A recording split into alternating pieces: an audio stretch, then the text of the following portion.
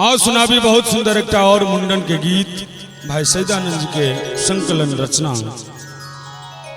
हे लैली है नारे बधैया लैली है ना। चूंकि उपनयन होए मुंडन होए ऐ सब शुभ कार्य में बउआ के जन्म होए छठिहार होए बधाई मंगे ला आबै छथिन भाट भाटिन पमरिया सब और गायक गायिका सब सेहो एक पर एक पहुंचे छथिन। भाव लिए हे लैली है नारे बधैया लैली है ना। बजनिया रे गबैया रे बउआ छे बदुला बधैया लैली है ना। गबैया रे बउआ छे बदुला बधैया लैली है ना। रे लैली है नारे बधैया लैली है ना। हाँ लैली है नारे बधैया लैली है ना। तबलिया रे गबैया रे बउआ छे बदुला बधैया लैली है ना। गबैया रे बउआ छे बदुला बधैया लैली है ना।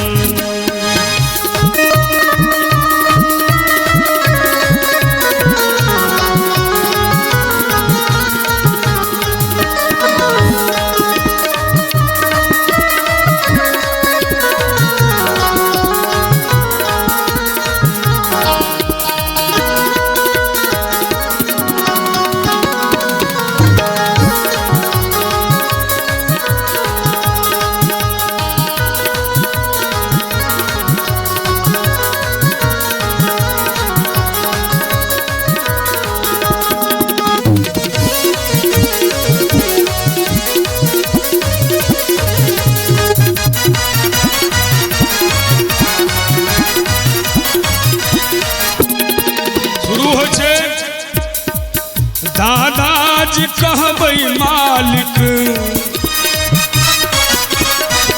रो दादाजी कहबै मालिक दादी मलकीनी रुपैया देबे करथुन ना।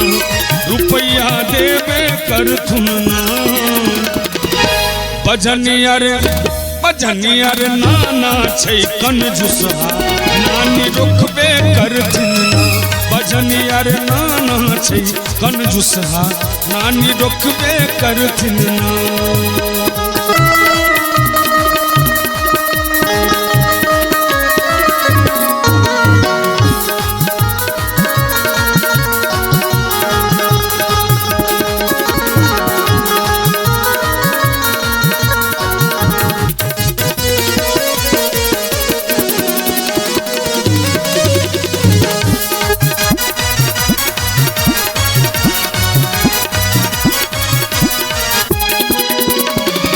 बउआ के पप्पा राजा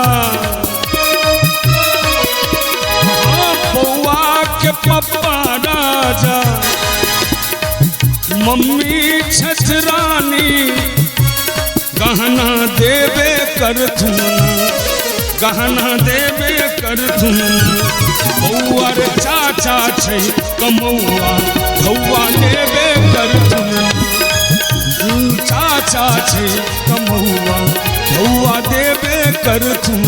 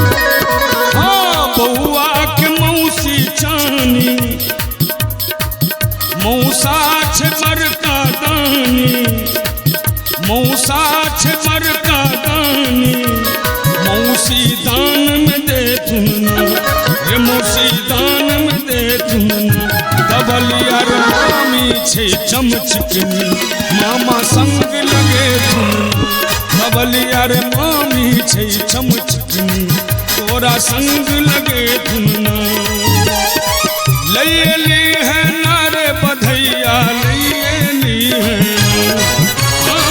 लैली है नारे बधैया लैली है भजनिया रे तबलिया रे गबैया रे बउआ छे बड़ दुलारू बधैया लैली है गबैया रे बउआ छे बड़ दुलारू बधैया लैली है तबलिया रे मामी छे चमचकनी मामा संग लगे धुन तबलिया रे मामी छे चमचकनी मामा संग लगे धुन ओ दान में दे धुन मौसी ले ले